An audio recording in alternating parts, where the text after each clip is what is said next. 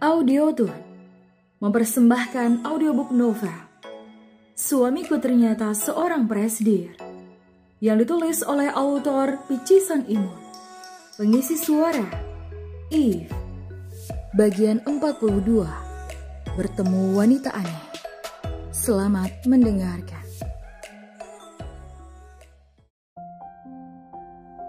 Dari situlah permainan keduanya dimulai. Semua karena Kinar yang tidak gentar oleh ancamannya tempo hari saat memintanya untuk meninggalkan Leon secara baik-baik. Hingga sore itu Vio menunggu kepulangan gadis itu. Setelah menyebabkan huru-hara di sebuah mega proyek milik Dewantara, agar Leon bisa lebih lama berada jauh dari gadis itu dan sedikit terhindar dari pantauan sekretarisnya. Guna mengabarkan pada Kinar jika dia akan mengambil alih tanah di atas bangunan rumah Kinara, asal dia mau menyerahkan kembali Leonard untuknya. Namun gadis itu tetap kekeh tidak ingin melepaskan, hingga ia memerintahkan seseorang untuk mengirim foto-foto itu pada ayah Leonard.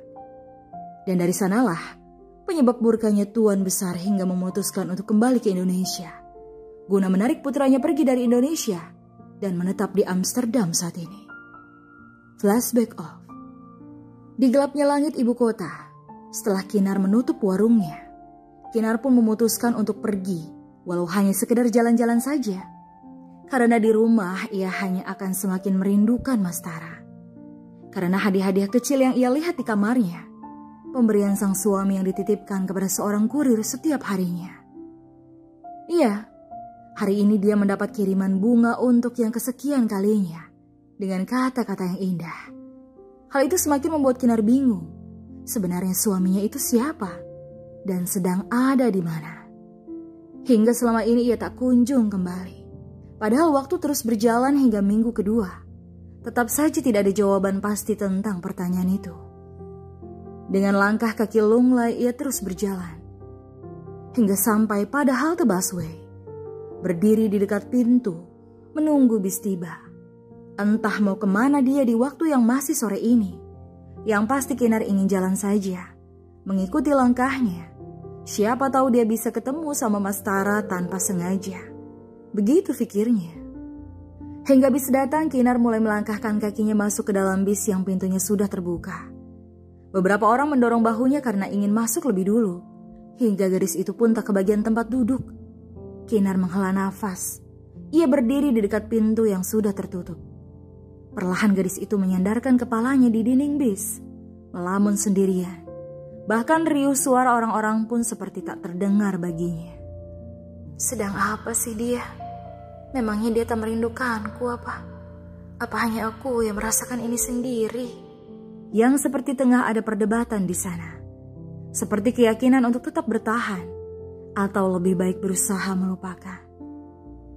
Sedikit kabur pandangannya, bahkan kini tubuhnya mulai oleng. Kinar hampir saja jatuh. Hingga seorang wanita yang duduk di dekatnya langsung menahan tubuh Kinar. Apa Anda baik-baik saja? Oh, terima kasih Kak. Iya, saya baik-baik saja. Tersenyum dengan bibirnya yang sedikit pucat. Kau terlihat pucat. Sini, biar ku bantu dan duduklah di bangkuku. Kinar melihat bangku yang kosong di dekatnya. Bangku yang tadi diduduki wanita itu. Tapi apa Anda tidak ingin duduk juga? Tanya Kinar pada wanita yang berpenampilan rapi dan terlihat cantik. Terlebih dengan jas dokter putih yang menggantung di lengannya. Dan komik yang jika tidak salah berjudul Inuyasha. Tidak apa, santai saja. Terima kasih. Ucap Kinar lirih sembari mengempaskan bokongnya di kursi. Maaf, kakak dokter ya? Iya, dokter kandungan. Kinar pun manggut-manggut. Tunggu. Kamu manggilku kakak? Tanya wanita itu yang tengah mengemut lollipop di mulutnya. Ah, maaf, aku salah ya Nona. Hei, tidak apa. Panggil saja dengan itu. Aku senang. Karena akhirnya ada yang mengakui kalau aku masih muda. Walau sudah hampir 40 tahun usiaku. Habis selama ini aku geram karena dipanggil ibu.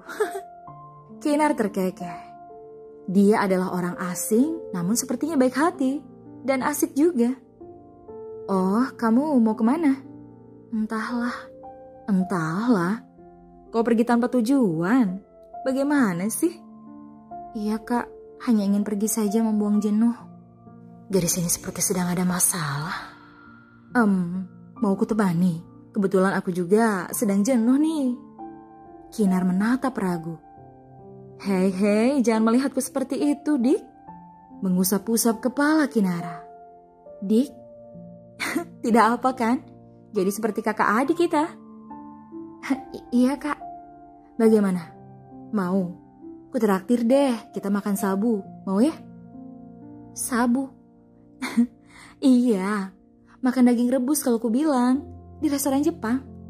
Maaf kak, aku tidak bisa. Kenapa? Kau takut aku akan menculikmu ya? Bukan begitu, tapi... lihat, kita sudah sampai di pemberhentian. Yuk, kita makan malam. Ayolah, Dik. Menarik tangan Kinara. Walau Kinara sedikit menahan, tapi dia akhirnya mengiyakan. Di sebuah restoran yang bergaya Jepang, Kinara sudah duduk di mejanya, di mana di hadapannya sudah ada kompor satu tungku dan panci yang lumayan aneh dengan air yang sudah mendidih.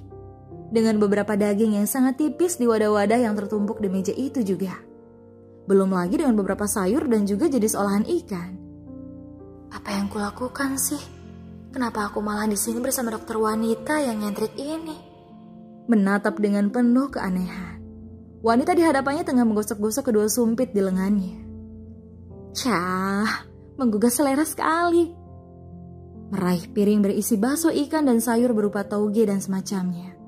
Lalu memasukkan ke dalam panci yang airnya sudah mendidih. Secara sekaligus, setelahnya ia pun meraih wadah kotak berisi daging yang sangat tipis itu. Kinar mengamati caranya makan. Karena jujur saja, dia sendiri bingung bagaimana cara makannya.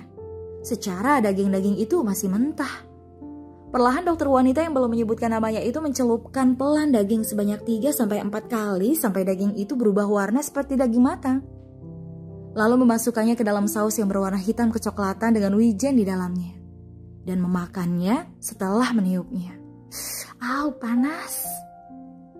Gumamnya sembari mengunyah. Ya ampun, nona itu sudah tahu panas langsung dimakan saja. Kinar menelan ludah. Oishi. Matanya berbinar. Ia pun menyumpitkan daging yang lain lagi. Dan melakukan cara yang sama. Sesaat matanya melirik ke arah Kinar. Kau tidak makan? Oh, tersadar karena dari tadi asik mengamati nona itu makan. Tidak kak, terima kasih. Kenapa? Ini banyak loh, ini kan porsi untuk 2 orang. Kak, aku sedikit... Maaf kak, mual. Mual? Apa yang membuatmu mual? Entahlah kak, akhir-akhir ini aku tidak berselera makan. Tapi ini enak loh, ayo coba saja, ini kan fresh. Kelihatannya memang enak, tapi entah kenapa membuatku mual. Kinar hanya menggeleng. Coba dulu, Dik. Tidak kak, terima kasih. Apa kau mau makan yang lain? Ramen? Ramen apa? Ya ampun, kau ini lugu sekali ya. Masa ramen tidak tahu sih? Itu mie. Oh, mie ya? Maaf, aku hanya tahu mie ayam, mie instan, mie nyemek, mie goreng abang-abang. Kau benar-benar imut sekali sih, Dik. Ya ampun, aku jadi gemes deh. Menarik pipi Kinara. SKSD sekali wanita ini. Kinara meringis, namun ia masih terkekeh dengan ekspresi anehnya. Kinar pun hanya memakan rumput laut kering, yang menurutnya tidak begitu menimbulkan bau menyengat seperti yang lain. Dan benar saja, tidak menunggu waktu lama, wanita itu sudah menghabiskan semua daging tipis di hadapannya. Lalu mengangkat kuah sup yang ada di mangkuk dan menenggaknya langsung. Wanita itu meletakkan lagi mangkuk itu. Puas sekali rasanya. Sementara Kinar hanya menatap heran sembari geleng-geleng kepala. Gila, habis semua ini. Makan banyak adalah caraku menghilangkan stres. Stres? Iya. Walau tengah dilanda stres, tapi Anda masih bisa tertawa ya kak. Tidak sepertiku yang bisa tidak makan berhari-hari. Karena tertawa adalah caraku menghibur diri sendiri. Dan lagi setiap manusia berbeda-beda cara mereka menanggulangi stresnya. Kalau aku, pasti akan melampiaskan semua itu dengan makanan. Bahkan aku sering sesenggukan nangis sembari makan mie instan hingga 3 bungkus langsung. Astaga. Kau pasti heran kan? Tapi begitulah aku. Jika aku sudah banyak makan, aku akan merasa puas. Dan moodku akan jauh lebih baik seperti saat ini. Ya ampun, kakak hebat. Aku sempat merasa kakak itu tidak pernah punya masalah. Karena terlihat ceria sekali. Memang begitu ya kelihatannya. Tanya wanita itu dan Kinar mengangguk. Padahal aku merasa orang paling menderita di dunia ini loh. Oh ya? Iya. Aku punya 2 orang tua yang meninggalkanku dan hidup masing-masing dengan pasangan baru mereka. Saat aku berjuang untuk masuk perguruan tinggi, tidak ada support sama sekali dari mereka. Namun saat ini, setelah aku sukses, mereka malah meminta aku untuk selalu memberi mereka uang. Kinar pun menatap iba wanita itu. Tapi, yang lebih menyakitkan dalam hidupku bukanlah itu. Apa? Terdapat luka yang tak pernah mau mengering di sini. Wanita itu menyentuh dadanya. Semua sebab aku kehilangan pria yang kucintai dan bodohnya, aku masih menunggunya hingga detik ini. Meraih segelas air mineral dan meminumnya. Ia meletakkan kembali gelasnya. Aku bahkan mengabaikan orang-orang yang mendekatiku demi bisa terus jomblo. Sementara Kinar sudah menitikan air matanya. Karena berharap dia akan kembali sewaktu-waktu. Ini sudah 7 tahun berlalu dan dia tak kunjung kembali. Wanita itu menatap nanar ke arah gelas di tangannya. Tapi aku... Kinar pun meraih tangan wanita itu. Sudah kak, jangan dilanjutkan. Tidak apa-apa, aku tidak akan menangis kok. Aku sudah kebal, tenang saja. Kinar tersenyum. Abaikan omong kosongku itu ya. Maaf, padahal aku baru mengenalmu malah langsung bicara panjang lebar seperti ini. Aku tidak masalah kak. Kinar menuangkan air mineral ke gelasnya. Terima kasih. Meraih itu dan meminumnya. Kinar menatap penuh keprihatinan dan setelah mendengar cerita itu, ia seolah merasa tengah bercermin pada dirinya. Apakah dia akan merasakan hal yang sama seperti wanita itu di masa depan? Dan Mas Tara benar-benar tidak kembali. Dan jika itu terjadi, apakah dia bisa setegar wanita di hadapannya itu? Semoga saja tidak demikian. Dan Mas Tara segera kembali padanya. Bersambung. Kalau kamu mau dengar audiobook lebih banyak dan gratis, segera download Audiotune.